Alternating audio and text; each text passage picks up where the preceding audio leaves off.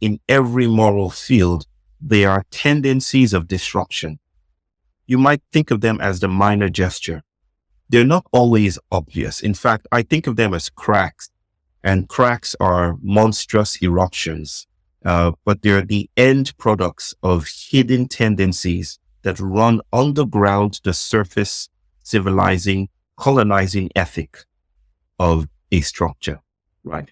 So these cracks innovate and disrupt, and they syncopate a colonial field, and they give birth to new kinds of realities if we cultivate some kind of staying with them. Hello and welcome to Planet Critical, the podcast for a world in crisis. My name is Rachel Donald. I'm a climate corruption journalist and your host. Every week I interview experts who are battling to save our planet. My guests are scientists, politicians, academics, journalists, and activists.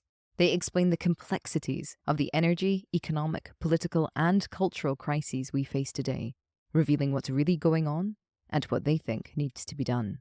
These are the stories of the big picture. Go to planetcritical.com to learn more and subscribe.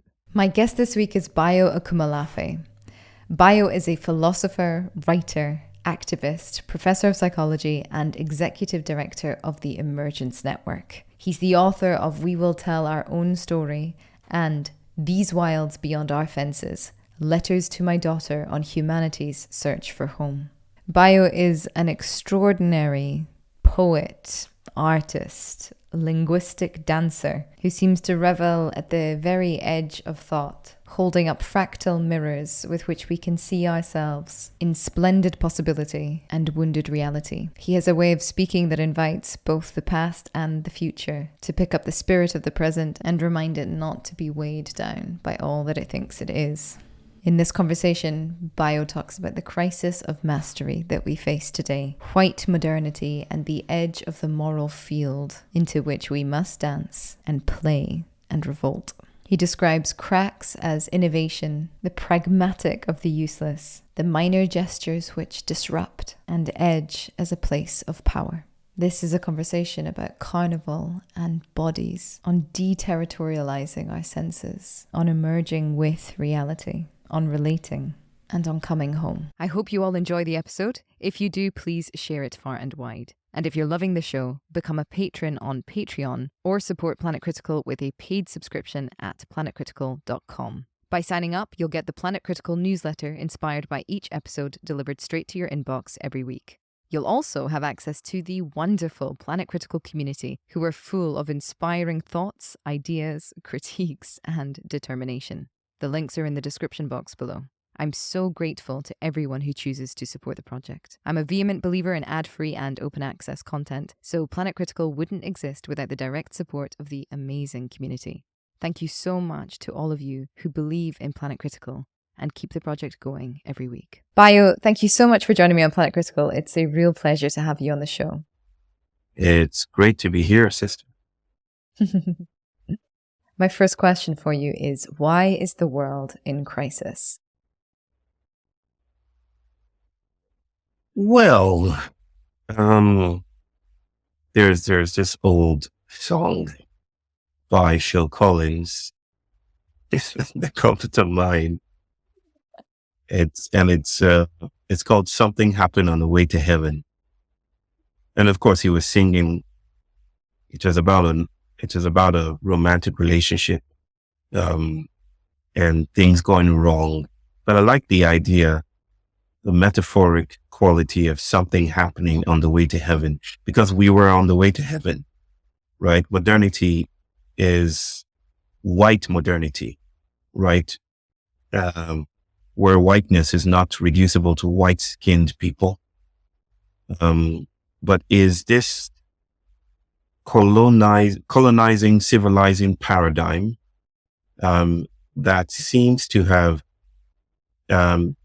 transmuted and, built alliances with modern civilization to create this globalizing framework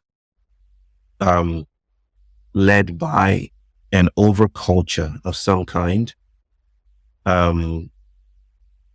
whose mythos and story and narrative is one of progress and expansionism and extractive relationships with the others around it, the planet, and other kinds of cultures. And where success is deemed this to be this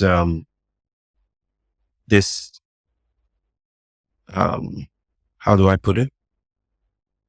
This accumulation of mastery, right? Is this accumulation of control over not just the world and others, but our bodies, our lives. You might even think about this in the lines of transhumanism. Mm-hmm.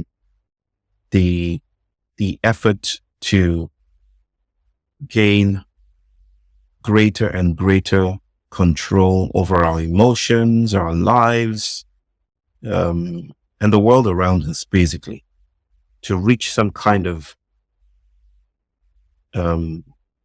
singularity, technological supremacy. So I think on this road that has been laid since the days of the Middle Passage and the transatlantic slave trade, stretching through to the detonation of Oppenheimer's bomb, to the times of the Cold War, and now into the moments that we are unofficially calling the Anthropocene. We are witnessing the curdling of the project human.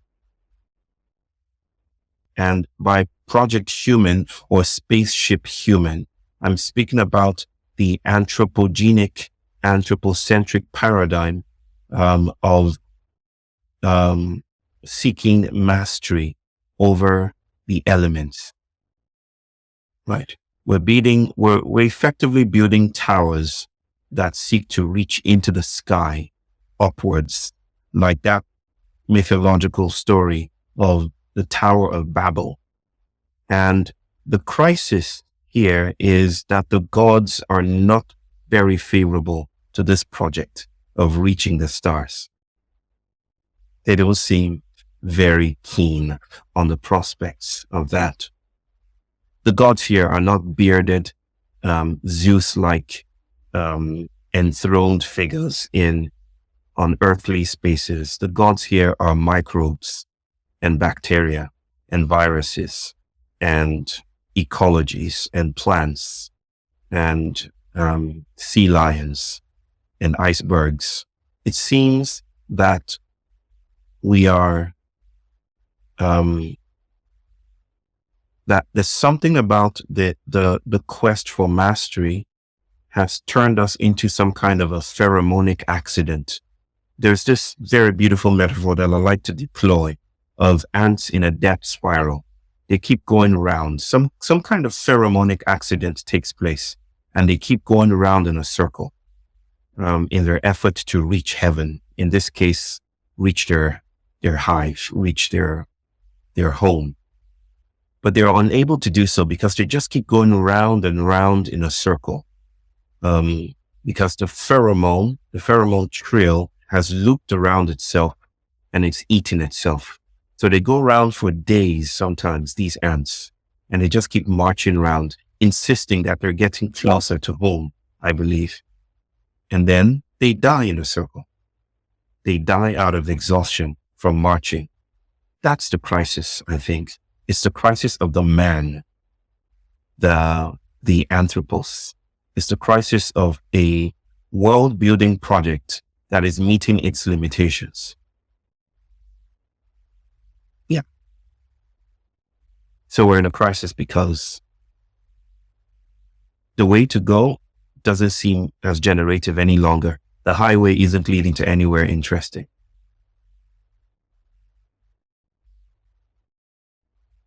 Nowhere interesting, but somewhere pretty hellish. Like the rockers kind of decreed. If you will. I mean, if the precipice is interesting, I don't think that's where we want to head. But yes, it's not, we've laid out the plans And this isn't highfalutin philosophical rubbish. This cuts right to the bone of the ways that we talked about and the ways that we thought about the future happening. The ways that there's this beautiful example of a French artist in Paris, who was commissioned to paint images of the future of the year 2000, I think. This was in the late 19th century, 1890 something. He was asked to think about the future, and he nailed many aspects of it, I think. In the year 2000, we would have automatons, robots. We don't have robots per se in the very, very punk, what's the word I'm looking for? Retro futuristic ways that they thought about robots, as tin men with maids' clothes and apron strings around them, sweeping the floor. This is how he imagines the future, that we would have robots around us. We would have flying mailmen coming in flying cars to deliver mail to us, except he imagined these flying cars as both with giant bat wings attached to them, right? He couldn't have imagined email or Twitter. And then fashion. He imagines many different things about fashion. What seems very important to say here is that those images that we've been habituated into thinking are ours to own seem to be de-territorialized by the actions of the more than human. We could not have calculated or anticipated a world that kicks back. And that's what seems to be the case now. The world is kicking back. We're not alone. We're not masters and have never been. And that's really the crisis. It's not a crisis of trouble in the distance. It's not even a crisis of death on the horizons. It seems to be a crisis of mastery and ownership and identity and solitude and exclusivity and imperial continuity. That seems to be the crisis. The anxiety, the trouble here is the trouble of a colonial order that has reached the end of its creative generativity.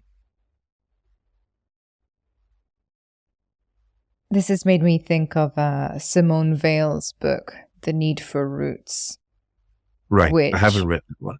Oh, it's lovely. I really love her writing. There is something very, how do I put this? I think I found that a lot of philosophy writing at that time, you really have to sort of bang your head against a wall to get through it. Yeah. And the way that she writes is so full of grace. And she was a deeply religious figure as well. But it's this sort of astounding treatise about colonialism, essentially, without perhaps that language, but explaining that the centralizing violence of states that eat up territory and eat up other peoples in order to birth themselves. And she looks at the creation of France and all of the other cultures and languages that were destroyed so that France could exist as it is, in particular to the south. Yes. People that were burned, entire cultures destroyed. Yes. And so she talks about this idea that people have roots, cultures have roots, and they have roots in the land. And when people are dispossessed of their land, then they are uprooted and more easily colonized, essentially, by this centralizing force. And so I totally agree with your analysis, and I thank you for it, and thank you for the beauty as well that you put into it. And the question that I suppose keeps coming back for me at this time is, in these cultures that are being driven by this systemic force that, as you said, has built up over hundreds of years, if not thousands, really, what can a people that were dispossessed of their own land so long ago, us Europeans, for example, who went on to settle in the United States, us, the settlers that are driving the problem, but are also, because we are dispossessed indigenous peoples as well. We have no Mm-hmm. indigeneity. We have no relationship with the land. And so Right. I think of people that are so uprooted, it is a perfectly understandable response to then grasp, seek at, look for the authoritarian figure or the patriarchal god or the monotheistic omnipotence that can guarantee a sense of certainty when it is the only kind of relationship that you have left. So how do we learn to live without control? How do we learn that mastery is in the space in between? That wiggle room is where the birth of all great things come from in order to decay. How do we learn these lessons at this time? Beautiful question. So a movie come on, and then terrible things jump in my head at very serious moments, but they tend to become quite instructive. At the end of this movie called The Truman Show, which is by Jim Carrey. I don't know if you know this movie. I do. At the end of the movie, so for those of you who don't know what this movie is about, I'm about to spoil it. And I hear that this is an original sin in the global north to spoil movies. So that's the more reason why I feel tempted to do it. And I yield to this temptation. In The Truman Show, I think, Jim Carrey's character, he plays a character called Truman Burbank, and he is unwittingly the sole subject of this experiment that has been built around him, a studio, an entire city, an entire world, if you will, has been built around him to just surveil him, to look at him. And he's a reality TV show star, and he doesn't know about this, right? Well, cutting right to the end, he's at the very edge of that world. Certain forces and minor gestures, not spectacular things at all, but certain minor gestures have pushed him to the edge of his world, right? It's very instructive, this story. He's literally at the door that separates him from the productive values of this morals field that he's inhabited for a long time, and he's now disenchanted with, and some indeterminate world that lives out, shrouded in a dark doorway. And just before he steps out, God speaks. Well, God in this instance is the creator of the show. And he speaks and says, I watched you when you were born. I've been there every moment. I knew your first steps. I knew when you got into school. I knew when you graduated, right? I know you, even though you don't understand all that's happening. So basically stay here. This is where you belong. He was offering him the proposal of belonging, right? Stay here. Don't go into the unfamiliar. Don't go to the wilds beyond your fences. The world outside is no better than this one. Stay here. I offer you life and death. Choose life. Literally a biblical passage. And Truman Burbank turns around and says, if I don't see you, good morning, good afternoon, and good night. And he bowed. And he walks not into freedom, but into indeterminacy. Now, why that is important for me is that I feel that every moral field, every moral order is a social material arrangement, White modernity is a social material arrangement. It has its vortices of good and evil. The evil would be bastardizing the planet, and good would be the efforts towards sustainability. I feel we're in such unique circumstances, however, where good and evil, as defined within this space, are co-producing the same things, right?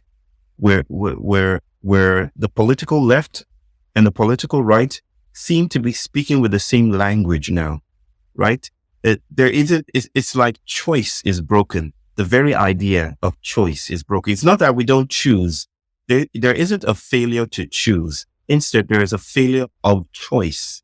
That choice isn't actually given any differentiating function any longer, right? Very keen examples might be located in the practices of seeking and, sustainability. Recycle your waste because you don't want to damage the planet.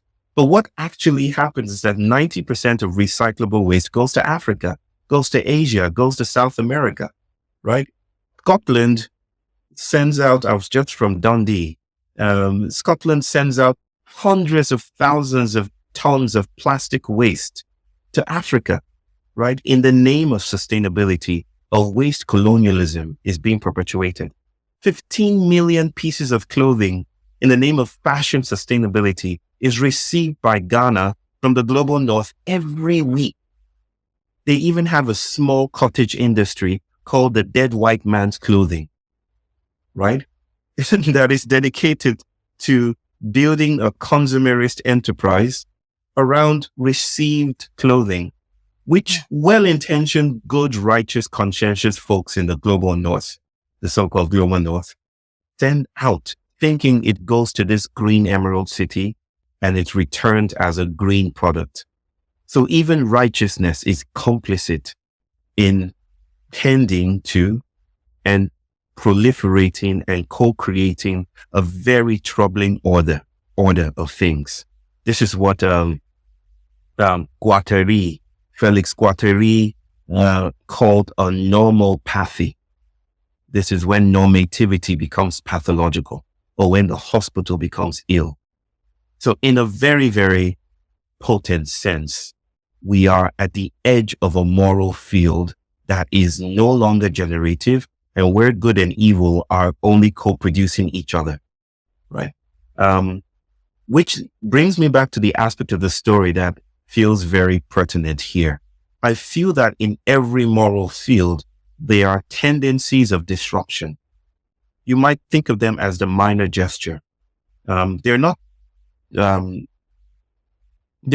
molar. I'm differentiating molar from molecular. They're not always obvious. In fact, I think of them as cracks, and cracks are monstrous eruptions.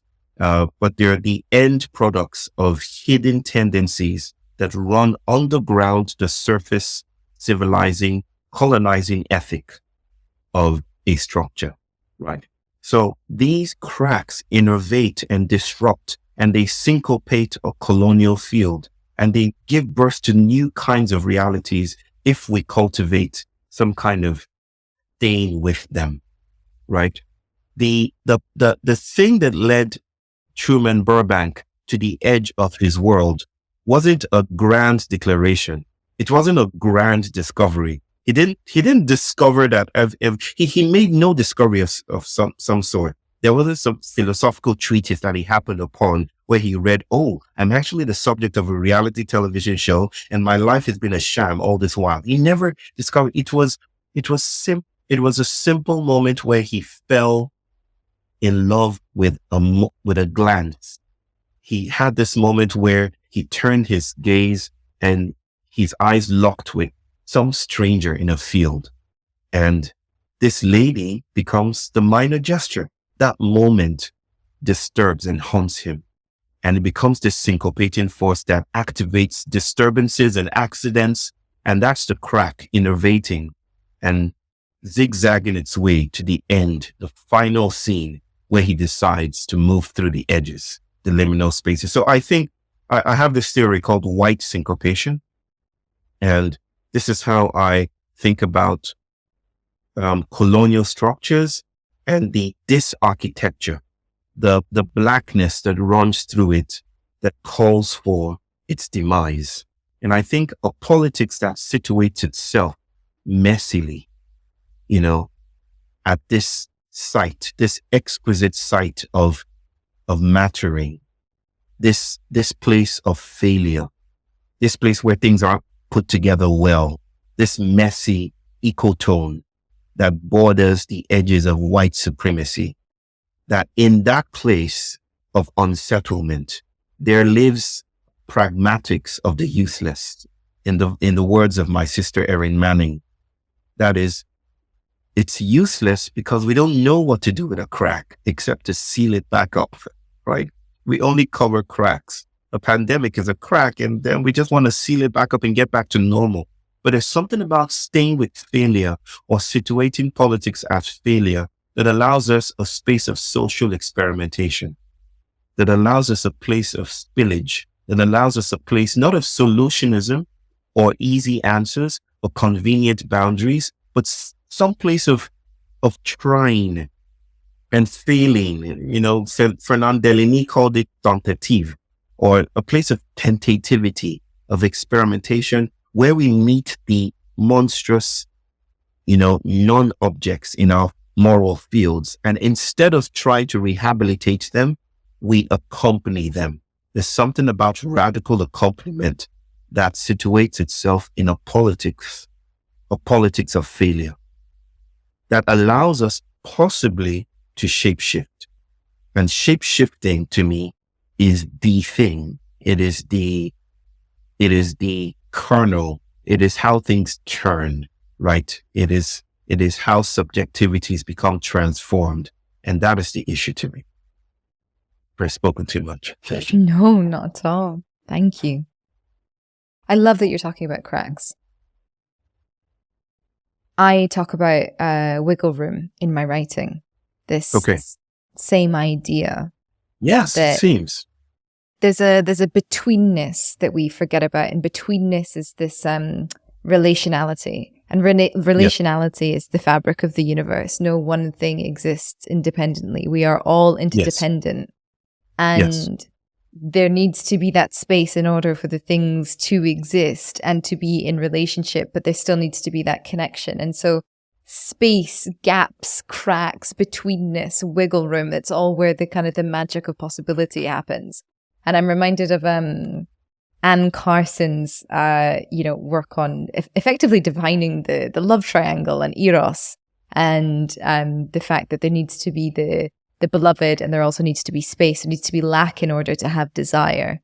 And then again, thinking of the Tao and these cultures that go to be yes and, both and, things both are and they aren't, which seem perfectly, first of all, realistic and really contrary to this white colonial culture that you're discussing here, which is sort of laying waste to its body, to the body politic.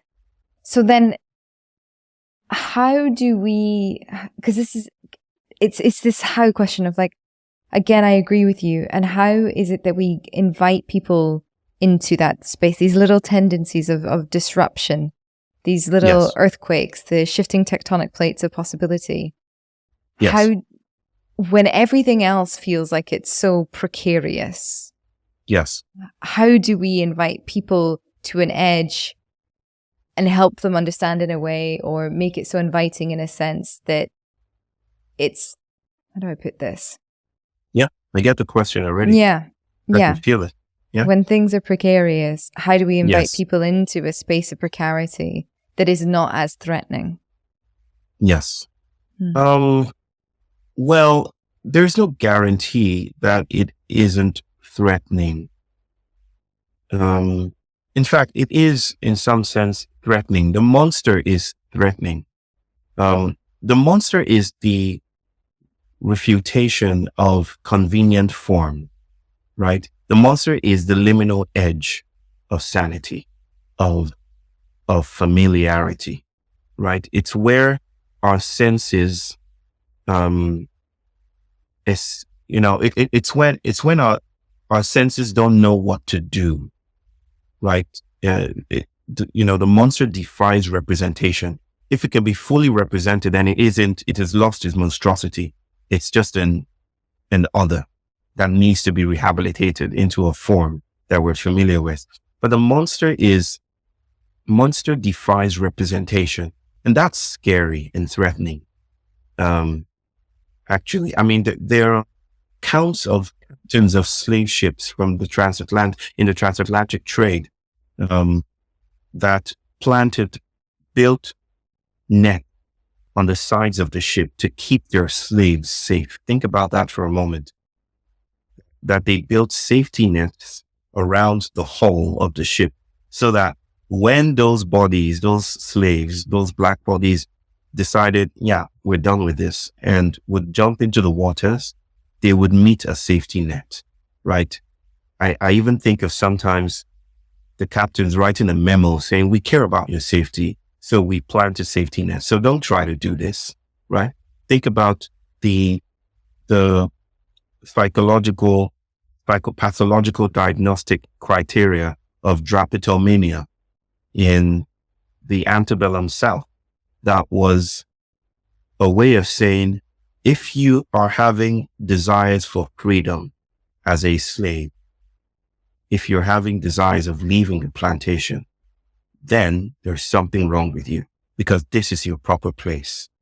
So we are constantly, modernity seems to be this architecture of keeping us safe and comfortable, except comfort and safety can be a conniving, insidious form of colonizing into a neurotypicality,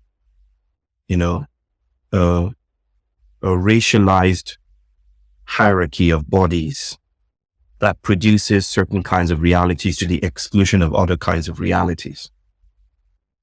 So when you say, how do we bring people here? I think it's not left to us per se. I think of my work as sensitizing people to the queer openings within closures, right? That there is a work of sensitizing people to the cracks.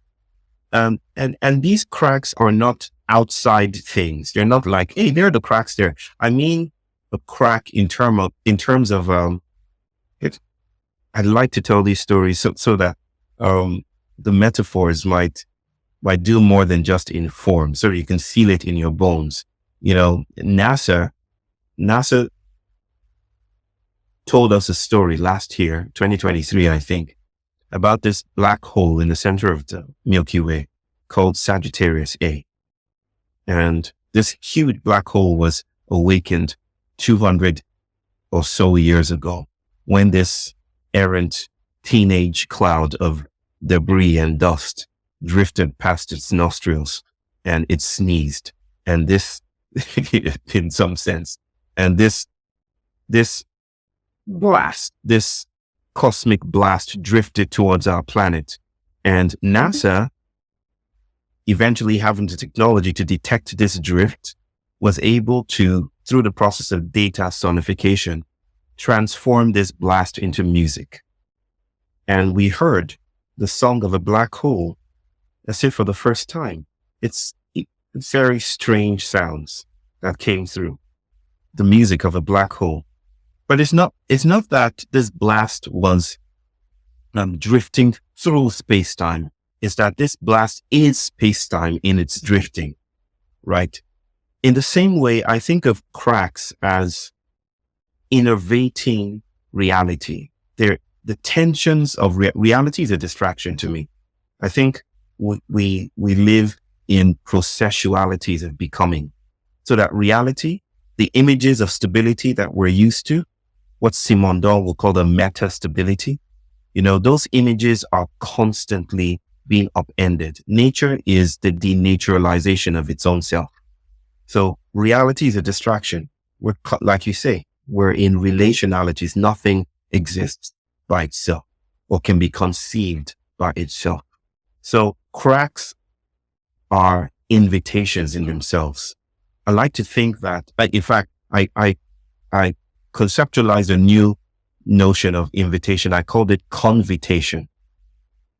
And so the convitation is basically, in some sense, an invitation without a stable guest and a stable host, right?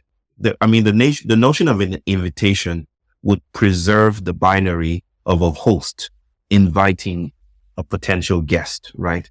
But a convitation is an invitation without a guest or a host. It's a mutual estrangement of bodies.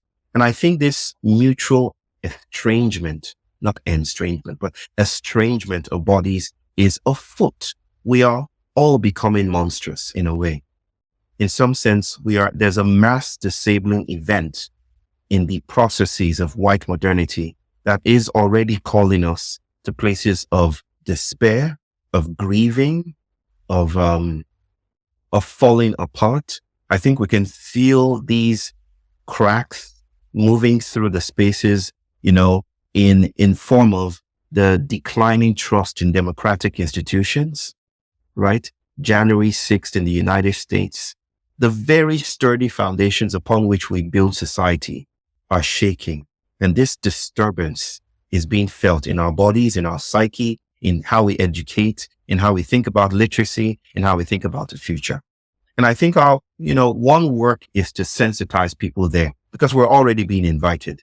I think the work isn't to invite, it's just to point to that place as a place of power, as a place of potential disruption and a place of potential experimentation in the between spaces, as you say. There's a politics there. It's just that those between places are not geometrically or arithmetically between as such. They're dispersed. They're web-like and diasporic. Yes. I'm reminded of Carnival, the great tradition of Carnival in which people would mock, subvert, attempt, play at their society, turn it on its head, turn it inside out, examine its insides, and revel in what it could be and learn from that act of carnival that things could be different. And remember as well that these things that on the other days of the year were God granted and permanent could in fact be subverted and forgotten and ridiculed, even if only for a weekend or a week. And the very deliberate, attempts to erode that very, very political act of embodying another politic. I mean, so much of our politics now is this, right? I mean, it's very much my job is to sit and to think or to sit and to write rather than embodying what it is to be something different, rather than trying it on, feeling it in my very marrow, what could be being with others in our marrow as well on the very edge of what could be in this messiness. And I feel like it's a kind of, it's almost a lost history. I mean, I learned that about Carnival when I was sitting at a dinner with a bunch of Russian artists. The very deliberate attempt to undermine our capacity to play with one another, to rejoice in one another's creativity, and to stick two fingers up to what is, because also there's a subversion is also a welcoming of what is ridiculous, because what is ridiculous can also be, how do I put, there's a link somewhere between what is ridiculous and what is monstrous and then what is solid and frightening. Yes.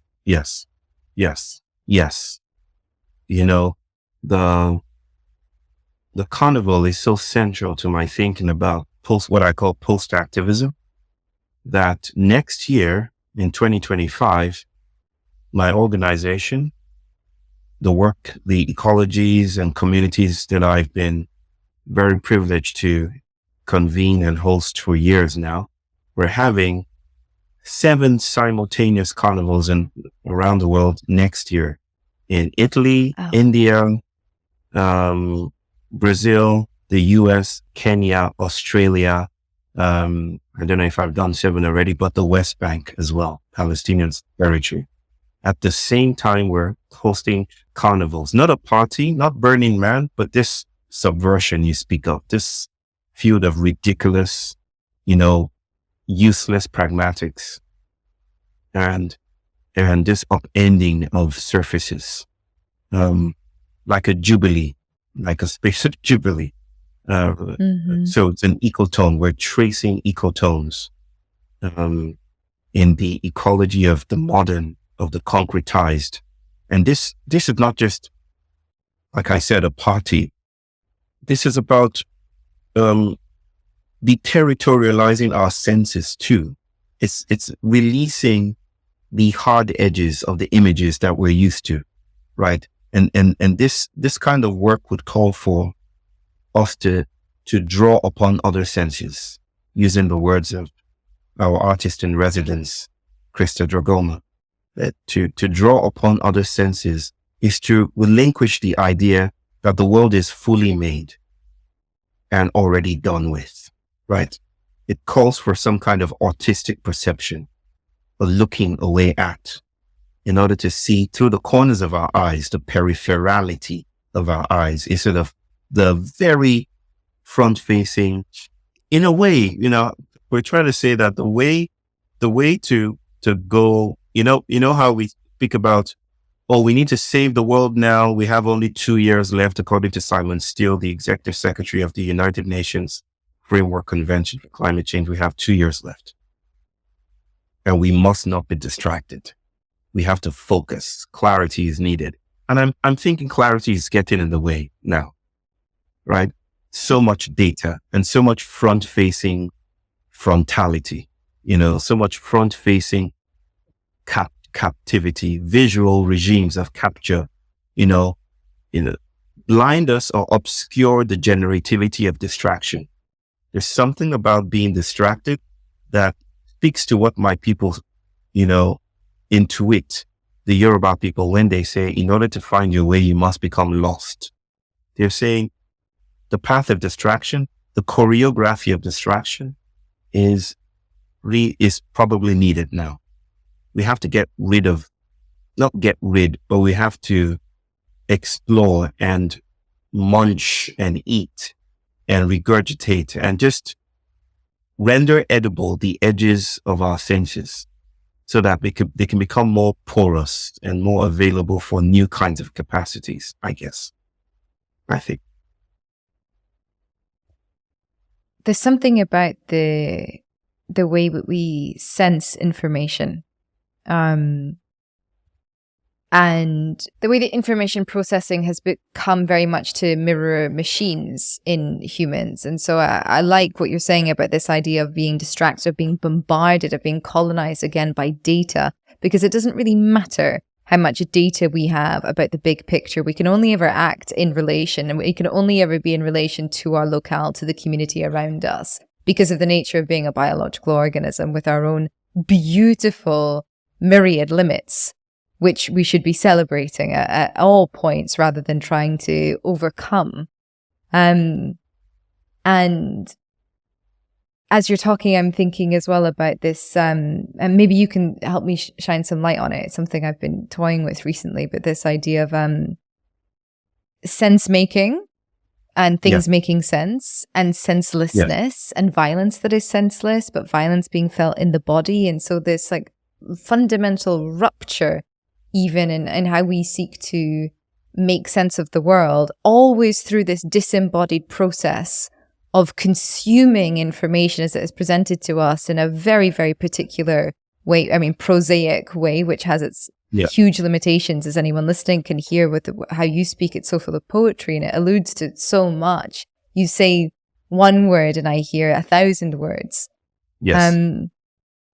And so it is no wonder that we are failing to make sense of this when we're not actually using the senses of our bodies and also the wider body around us, the planet. She is speaking to us. Our ecosystems are speaking to us. Our communities, our brothers and sisters around the world, everybody is speaking. And nobody seems to be listening, or at least nobody in power, these sort of like disembodied ghosts that roam these hallways without any power themselves, because they are only perpetuating the mechanisms of a thing that was set off so long ago. Yes. And so I love this idea, like de-territorializing our senses is so important because they have been dematerialized so long ago. That is a territorialization, a colonization, is dematerialization. And as we're seeing, that is the continued answer to the crisis as well. Put things in the cloud, make things a little bit different, put it in electricity, digitize, and everything will be fine. Yes, yes. That is very important to say. And yes, I agree that in very, very palpable senses, our modes of relating with the world are dematerialized, even though dematerialization is a material process. So it's not, it's just like trying to reach 0 Kelvin. We never fully approach it. the myth that we achieved transcendence and that we are cut off from the planet is a material myth. We're in material relations of obscuration, I would like to say. Even digitality is material. Even virtuality is locality in diaspora, right? We are constantly in material forces of becoming, except the practices in question here, might be akin to this idea of, using the sense of visuality, right? You take a camera or the telescope and it allows you to do something very, very special. It allows you to see further without moving, right? Your body is stationary and you can zoom in and out. You can zoom in, gain a panoramic view and gain high definition detailing just by staying in your position. There's something about that captures the arrangement of modernity, and where things seem to be headed. Like, I don't need to do a lot to go shopping anymore. I don't need to. It seems technological sophistication tracks along the lines of, you don't need to do much anymore. Just stay still and we'll have it done for you. Like Wall-E, one of the greatest philosophical animations rendered to the screen, is basically about humans who they don't need to move. You don't even need to move. You don't need to get out of your chair to do anything in the world. And yet the world does things for you. It's automated. It's become holographic. And so this optimization, this quest for optimized realities seems to be the tendency of white modernity. And yet optimization is a material process. This eternal toxic cyclicity that is presumed in the idea of optimization is already haunted itself, right? See where we're tracking towards AI. Everyone is going crazy about AI and all the good things it can do for us. And then suddenly, somewhere in the circuits is a monster of a consideration that is terrifying and scandalous to mainstream media and to the people who are working on these systems. The very idea that AI might become sentient, right? Of course, we're thinking about it as, it might take our jobs away or something like that. But I think the most frightening, the most Lovecraftian element of this whole debacle with AI is that we would have finally met our match, that we're not as exclusive as we think we are. So where was I going with this? I don't know where I was going with this, but I can't even remember the question. I've traded stuff so far, but yeah. I think I had Olivia Lazard on the show earlier. Sorry? No, you were saying something about, I remember now, the senses and senselessness, making sense of. Making sense of. All beautiful frames that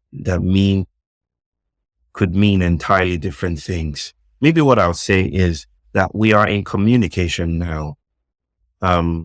It's a process of discommunication, right? We think of communication as making sense of things, and we need that. Making sense is settlement building. Every time we communicate successfully, then bodies are drawn closer into coalitional processes. We become closer. We are drawn closer. Meaning is created, and meaning is a very material bond. It binds us together. It brings us closer to each other. That's settlement building. So communication is a placemaking ritual. But we are also simultaneously, and this, when I say we, I don't just mean humans. I mean the world, the planets, the cosmos. We are also in processes of discommunication. We are also that sidling the lines of communication are de-territorializing de-territorializing gestures, right? And these lines of discommunication are cracks. It's like at the beginning of the Torah is the word Bereshit, which I hear means don't take any of this too seriously, right? Like beginning the very stentorian formulations and declarations of a God who created the world seems to be this viral element that says, don't take this seriously, right? Well, it's like that's a crack that sidles the communicative lines that we're engaged in. Like, this is ridiculous.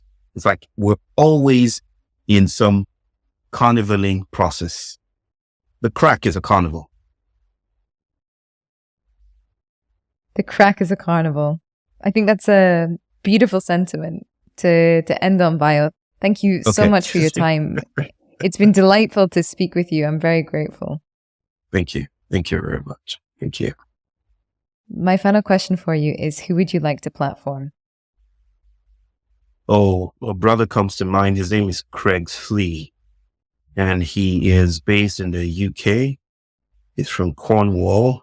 And yeah, so his name is Craig Slee, and I can send you his details. He's a dear philosopher friend and brother. Yeah. Excellent. I'd be delighted to speak with him. Bayo, Yes. Thank you. Thank you very much. If you want to learn more, I've put links to everything in the description box below. Remember to subscribe to the channel if you're new here and share the episode if you enjoyed it. To support the show, subscribe at planetcritical.com, where you can read the weekly newsletter inspired by each interview. You can also become a Planet Critical patron. All links are in the description box below. As always, my deepest thanks to that community. Planet Critical wouldn't exist without your support. Thank you everyone for listening and for coming on this journey together.